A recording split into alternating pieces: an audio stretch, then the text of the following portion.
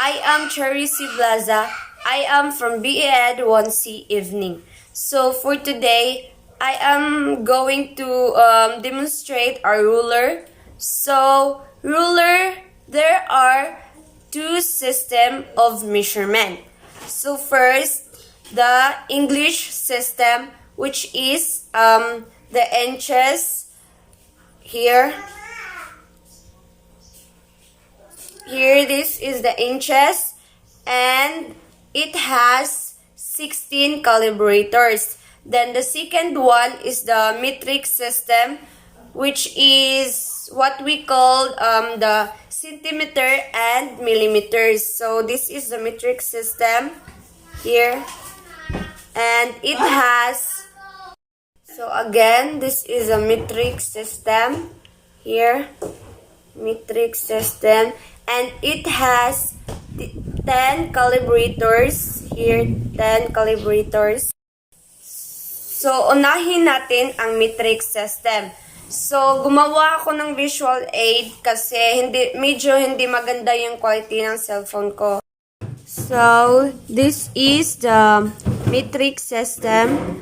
So let's count. 1, 2, 3, 4, 5, 6, 7, 8, 9, 10.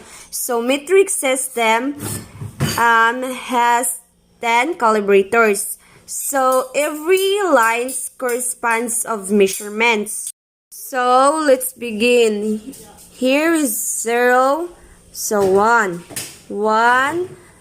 millimeters, 2 millimeters, 3 millimeters, 4 millimeters, 5 millimeters, 6 millimeters, 7 millimeters, 8 millimeters, 9 millimeters, 10 millimeters, 10 millimeters. So 10 millimeters is equivalent of 1 centimeter. 1 centimeter. So let's continue on counting. 11 millimeters, 12 millimeters, 13 millimeters, 14 millimeters, 15 millimeters, 16 millimeters, 17 millimeters, 18 millimeters, 19 millimeters, and 20 millimeters. So 20 millimeters is equivalent of 2 centimeter. So it's easy, right? So that is the metric system, the centimeter, and the millimeters. So let's go to the inches or the English system here. So I draw some lines. So again, English system has 16 calibrators. So let's count. 1, 2, 3, 4, 5, 6, 7, 8, 9, 10, 11, 12, 13, 14, 15, 16. So, hindi natin to sinali ito kasi equivalent of 0 ito. And same sa sa metric system, every line corresponds of measurements. Every line corresponds of measurements, okay? So, let's begin.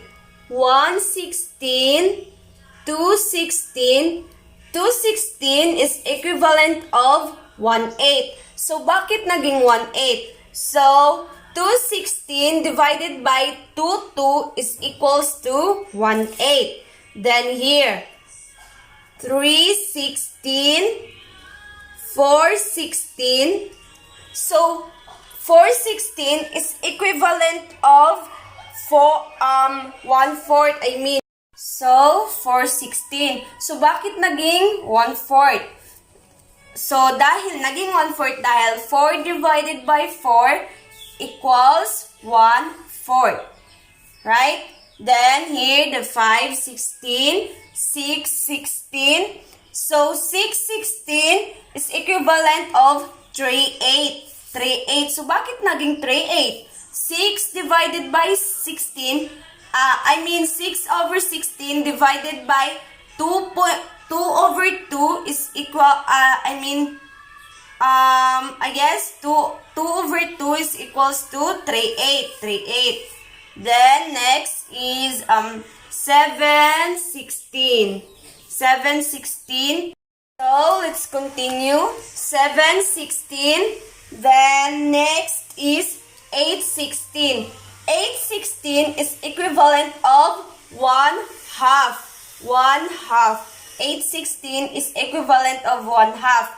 Then, next, 9 over 16. Then, 10 over 16. Let's go back. 1, 2, 3, 4, 5, 6, 7, 8, 9, 10. So, sakto. 10 over 16. Then, 10 over 16 is equivalent of 5, 8. 10 over 16 is equivalent of 5, 8. Then, continue. 11, 16, 12, 16. 12, 16 is equivalent of 3/4. 3/4. 12, 16 is equivalent of 3/4. Then, continue. 13 over 16. 14 over 16.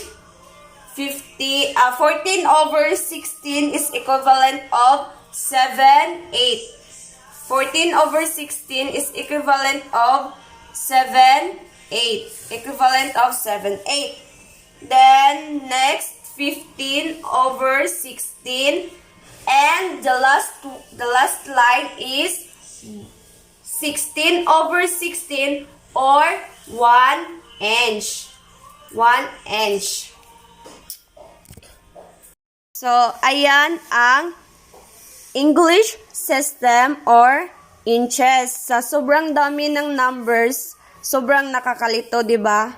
Sobrang nakakalito. So, iyon lang. Again, I am Charisse Blaza, your future teacher. Thank you.